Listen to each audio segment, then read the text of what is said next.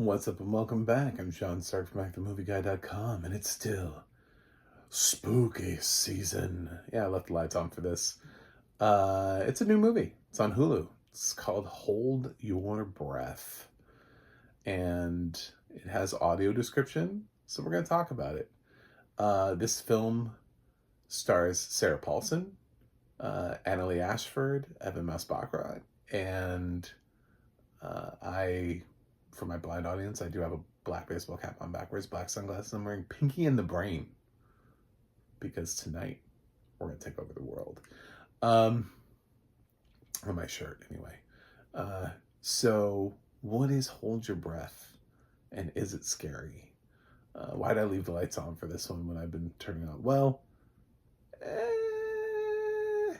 it's got some elements. Honestly, it has some jump scares more than anything else. It has some moments where just something will kind of flash and little suggestions of things. It kind of goes from jump scares a little bit more than the film should. It has a little bit of gore in terms of, yeah, there's a little bit of gore, gory-ish, light gore. I would say light gore. Just some like wounds and stuff, that kind of thing, where you're like, ugh. It's not Terrifier, you know. It's not on that level, so I hesitate. Even grotesquerie on FX is definitely far gorier than this movie is. So one of the things that really threw me off is I knew this was Sarah Paulson's movie because I've been following the little bit of light marketing that I got, and she's done some interviews. I did not know Evan Masbachra was in this. And so when they introduced the character of Wallace, I was like, oh, I don't know who this is. Who's this going to be? I was trying to think in my head, and I had like, I don't know, I kept floating through actors' names, and I was just like, I don't know, maybe it's that. Maybe it's that. Who's this going to be? I feel like this is going to be somebody I know. And I could have listed 10,000 actors and never gotten to Evan Masbachra. I don't think I've ever heard him not do the bear accent before. I think I'm so familiar with him playing Richie that I don't know what his voice sounds like when he's not playing Richie. And now I have a better idea, and I'm like, wow, he has a normal voice. It's weird. I don't like it. I kind of just wanted him to speak like Richie the whole time.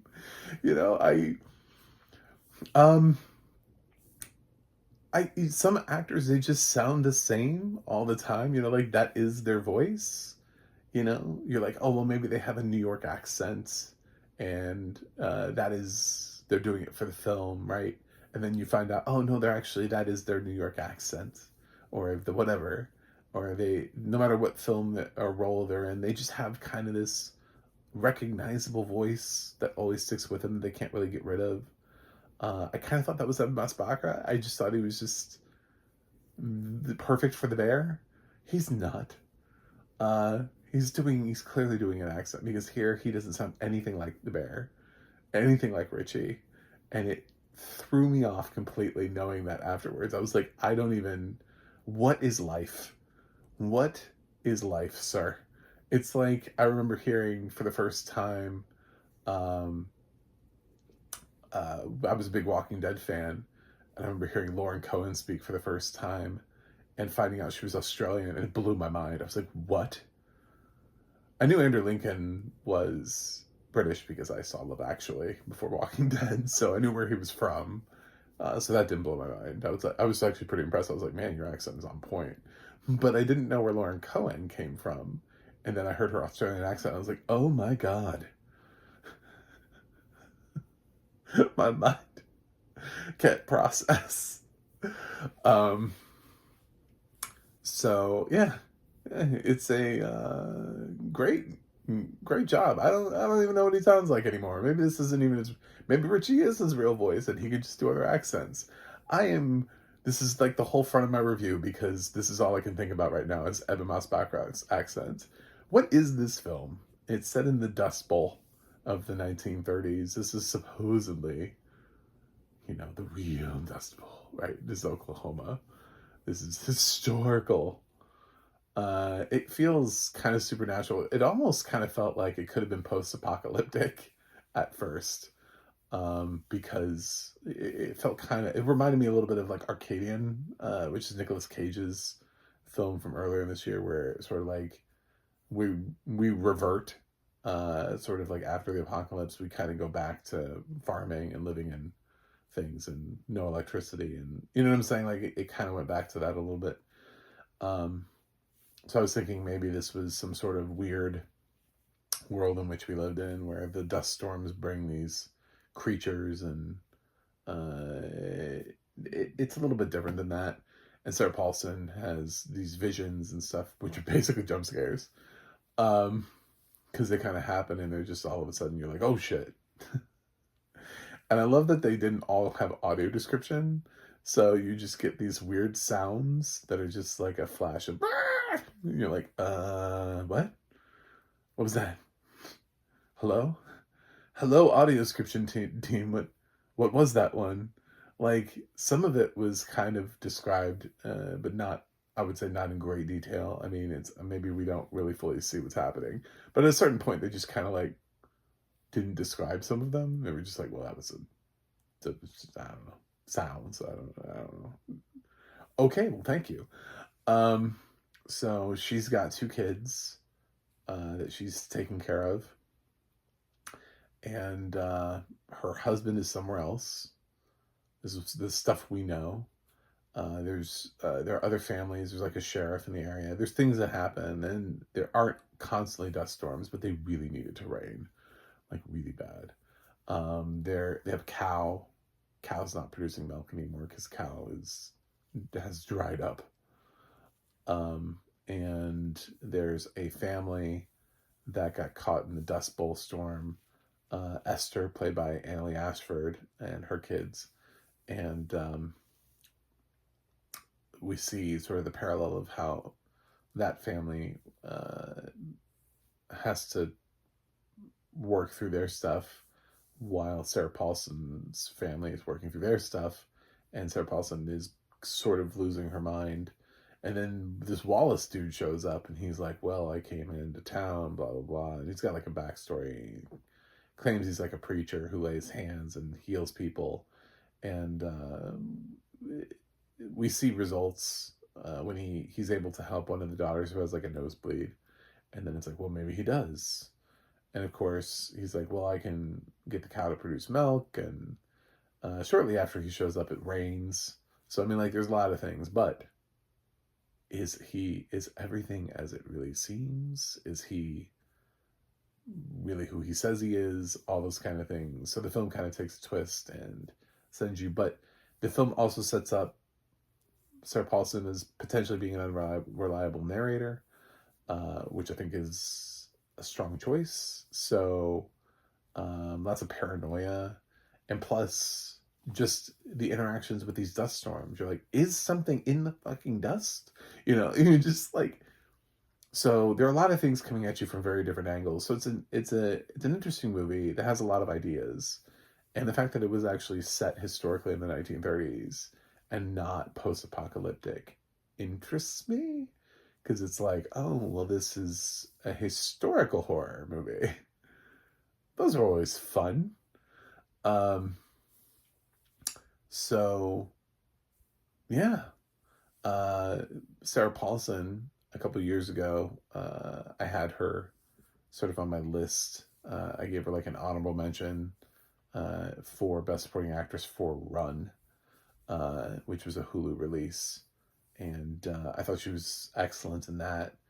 The truth about Sarah Paulson is that she's the type of actress who is phenomenal enough in everything that she does that you kind of assume at some point she's going to become an Academy Award nominee, but she just doesn't get the right roles in the right films. So it's like, will she ever be more than an Emmy?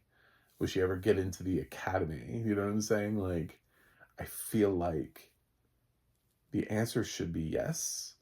Like, this is kind of like a no-brainer. Like, she should be offered the right roles. She's pretty exceptional, like everything that she does. So I think she's one of the strongest working actresses we have in Hollywood right now. And the supporting performances from Evan Moss Baccarat and Annalee Ashford as probably the two more recognizable people that you would know out of this. They're interesting. Annalee has a very interesting role from everything else I've ever seen her do, dating all the way back to Legally Blonde on Broadway. So uh, she's come a long way. It's a good performance for her, and again, I was blown away by Evan. Such a totally different character than Richie. I never would have guessed in a million years.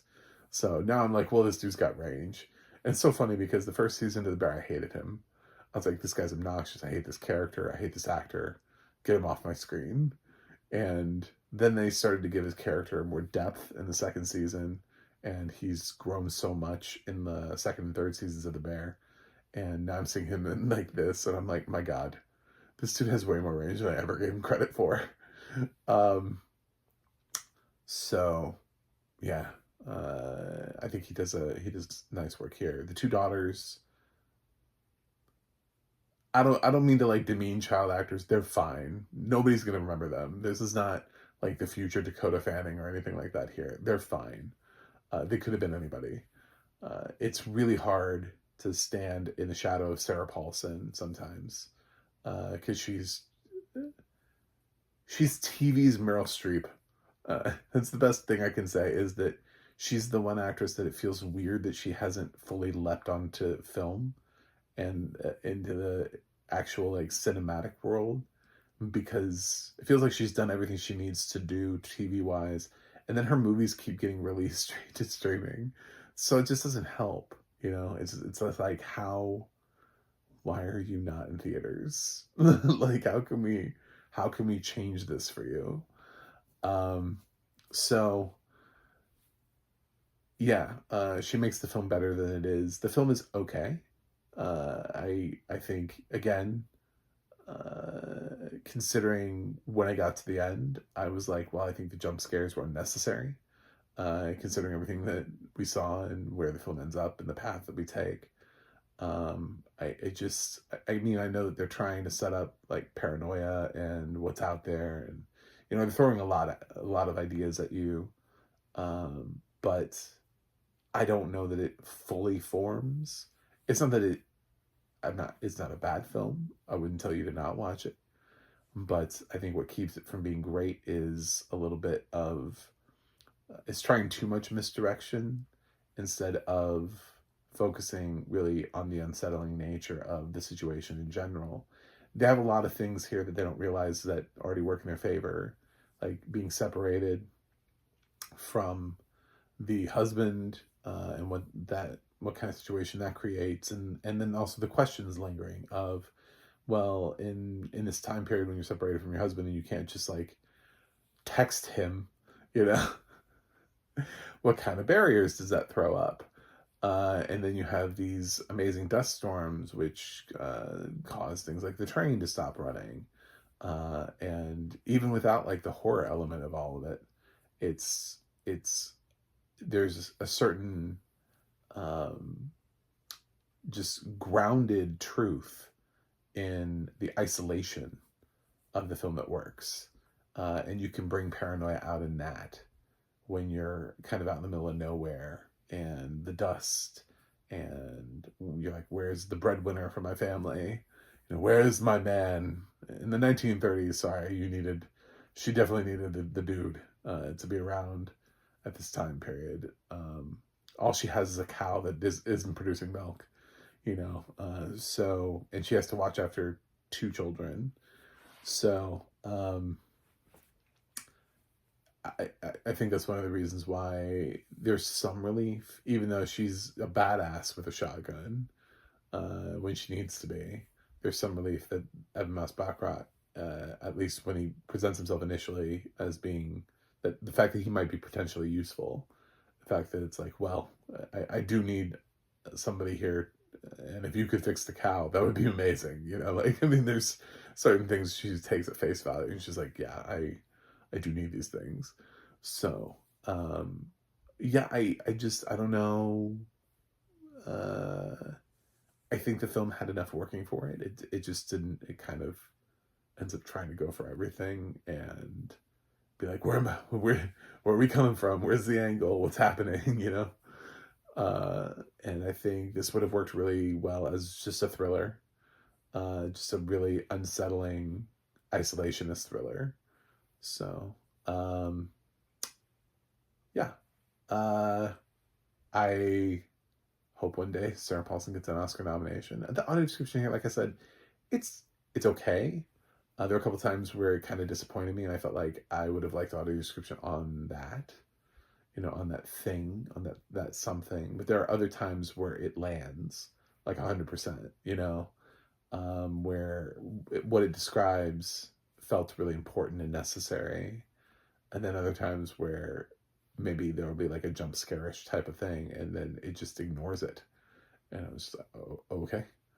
I guess that wasn't important. Cool. So, I'm not going to jump out of my seat for it, but there's some things, and like I said, there's a little bit of body gore, I'll say. Is the best way I can describe it, that I thought was done fairly well. So, yeah. Is it spooky for spooky season? Sure. Yeah, it's got spooky elements. Is it the scariest thing you're going to watch? No. No, it's not. But it's just scary enough to qualify, but it's not so scary that people are going to be like... It's got some jump scare things in there, so I've been really honest about that. So if you're somebody who doesn't like cheap jump scares, this has them. But they're not like... It's not like Smile. It's not pervasively obnoxious like Smile, where no, it's just, it has some jump scares where she just has these visions of danger or something, you know. But I'm gonna give Hold Your Breath. Hold your breath. I'm gonna give it a B-. I thought it was okay. So, mostly